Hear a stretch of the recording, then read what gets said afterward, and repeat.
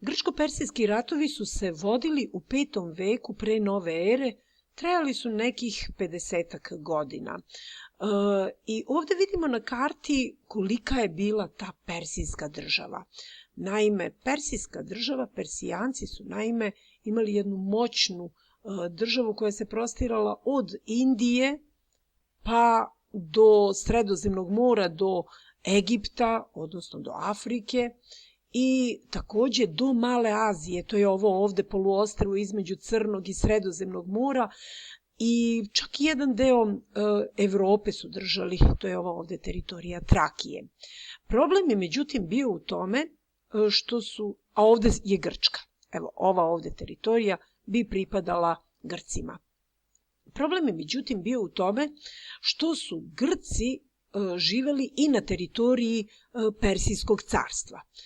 Na karti nam je prikazana tamnijom bojom teritorija koju su Grci u stvari zauzimali i naravno to je značilo da nisu baš bili zadovoljni vladavinom persijskog cara Darija. Naime, persijska vladavina je bila potpuno drugačija od Grčke. Grci su bili ponosni na to što su imali i demokratiju i što su mogli da odlučuju o mnogim stvarima zajedno, a ne da odlučuje samo jedan čovjek, što u Persiji nije bilo moguće. Naime, u Persiji je o svemu odluke donosio samo jedan čovjek pred kojim je moralo, kada se dolazi pred persijskog cara, moralo je da se kleči, što je za Grke bilo ponižavajuće. I tako je došlo do ustanka koji je poznat kao Jonski ustanak, jer je ta oblast u kojoj je ustanak podignut u stvari poznat kao Jonija. Ovom ustanku, međutim, pomagali su Grci iz Grčke, pogotovo Atina, jer su u oblasti Jonije živeli uglavnom njihovi sunarodnici. Naravno, persijski car Darije je vrlo brzo reagovao tako što je iz grada Sarda krenuo sa velikom vojskom i ugušio je taj ustanak, što je izazvalo u stvari veliki bes kod Grka, veliku mržnju prema Persijancima, ali takođe persijski car Darije je iskoristio ovaj događaj kao izgovor, povod drugim rečima, da krene na Grke. Ovde vidimo jedan umetnički prikaz iz stare Grčke Jonskog ustanka i naravno taj Jonski ustanak se završio porazom Grka i potom je krenuo rat. Rat je krenuo između dve vojske koje su se mnogo razlikovale. Persijski ratnici su bili vrlo raznoliki, poticali su iz različitih naroda, nisu među sobom čak mogli ni da razgovaraju jer su mnogi pričali različitim jezicima, dok su grčki ratnici, bez obzira što su živjeli u polisima, različitim polisima, u stvari bili, da kažemo, među sobom jednaki, mogli su da se razumeju, mogli su da sarađuju, da se dogovaraju. Prva važna bitka koja se desila bila je Maratonska bitka. Car Darije, imamo ga ovde na slici, je između ostalog poveo vojsku koja je išla i kopnenim putem, ali isto tako i pomorskim putem. I njima je bio cilj pre svega da unište Atinu, znajući da je Atina bila na neki način centar grčkog sveta i da je bila vođa, da tako kažemo, grčkog sveta. Tako je do sukoba došlo na Maratonskom polju. Na Maratonu grčka vojska je bila značajno manja, ali bez obzira na to bili su veoma spremni, ujedinjeni, imali su neku Atinjani malu pomoć okolnih polisa, ali njihova taktika u ratovanju je u stvari preovladavala. Tako da su Grci uspeli da sačuvaju svoju slobodu pobedom na Maratonskom polju.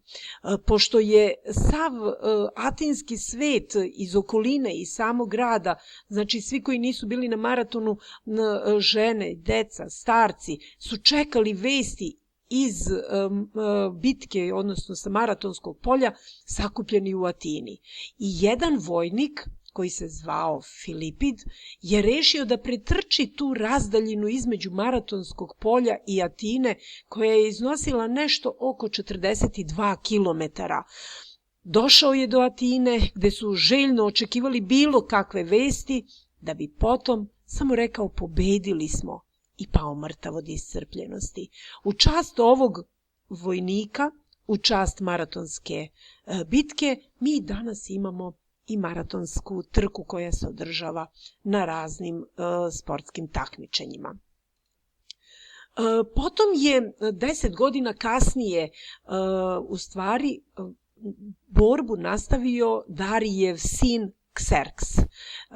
Darije je umeđu vremenu umro, pa je Kserks rešio da nastavi borbu. Kserks je imao ogromnu vojsku koja je trebalo da pređe iz Azije u Evropu. I naravno da bi prešli koristili su jedan neobičan način, naime rešili su da taj put pređu preko takozvanog pontonskog mosta. Šta je u stvari pontonski most? To su u stvari brodovi naslagani jedan pored drugog preko kojeg su stavljali daske, pa zatim pesak kako bi preko čitave te teritorije, preko čitavog mosta mogla da pređe Kserksova vojska. Drugi deo vojske je išao brodovima, ali ta njegova ogromna vojska je morala da pređe i naravno ovu morsku prepreku, drugim rečima. Naravno, potom je Kserksova vojska prilazila grčkim polisima. Grčki polisi su rešili ovaj put, Atina je shvatila da moraju da se ujedine, pa je tako moralo da dođe do ujedinjavanja Atine koja je tražila pomoć od svih ostalih grčkih polisa, između ostalog i od Sparte. U Sparti, međutim,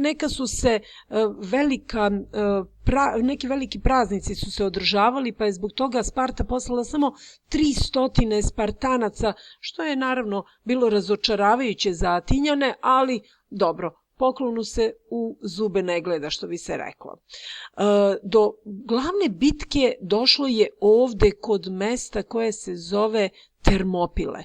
Termopile je u stvari jedan uski prostor između mora i planina i tu su u stvari Grci rešili da zauzmu svoj položaj. Persijska vojska je došla brodovima. Jedan deo je došao brodovima, a drugi deo je stigao kopnom. I naravno ta vojska je bila ogromna. Negde u Herodotovim spisima pominju se brojke, znači od nekoliko stotina hiljada vojnika. Koliko ih je zaista bilo, mi to danas ne možemo da utvrdimo. Na drugoj strani, Grci su zauzeli jedan položaj koji je bio savršen za odbranu. Pogledajte gde su oni stali. Između brda i naravno mora. Iako je Grka bilo mnogo manje, oni su uspevali da se bore i da zadržavaju persijsku vojsku bez obzira koliko ih je bilo.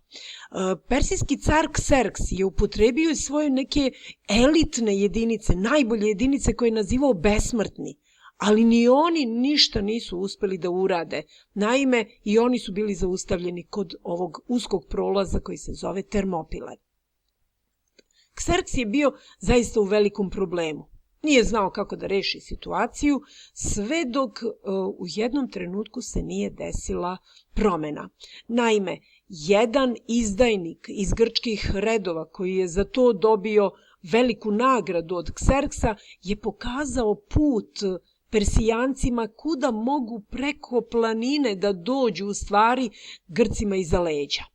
I naravno, tako su Grci bili svesni da je bitka izgubljena. Veliki broj grčkih vojnika se povukao, ali su samo ostali Leonida i 300 vojnika njegovih Spartanaca, za koje je bila velika sramota u stvari da se povuku, i svi do jednog su izginuli. Ova Termopilska bitka u stvari je upravo govori o toj hrabrosti koju su Spartanci ovaj put učinili za sve ostale Grke i naravno uspeli su da dobiju na vremenu jer su Atinjani i ostali Grci uspeli da se povuku na ovo ostrvo koje se zove Salamina. Tako će doći do još jedne bitke posle ove Termopilske. Treća odlučujuća bitka desit će se kada su Spartanci od Termopila prošli čitavu Atiku, ušli u Atinu koja je bila već prazan grad, opljačkali, uništili, spalili što se moglo i potom brodovima napali okolinu Salamine.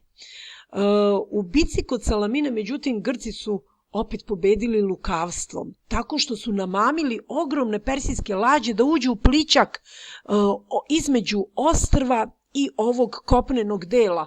Persijske lađe su tako naišle na nepoznat morski prostor gde su se Grci sjajno snalazili i gde su njihove lađe u stvari bile teško oštećene podvodnim stenama. Potom Kserks je rešio da se povuče. Posle grčko-persijskih ratova nastupio je period koji nazivamo zlatno doba Atine, vreme izgradnje Atine i vladavine Perikla.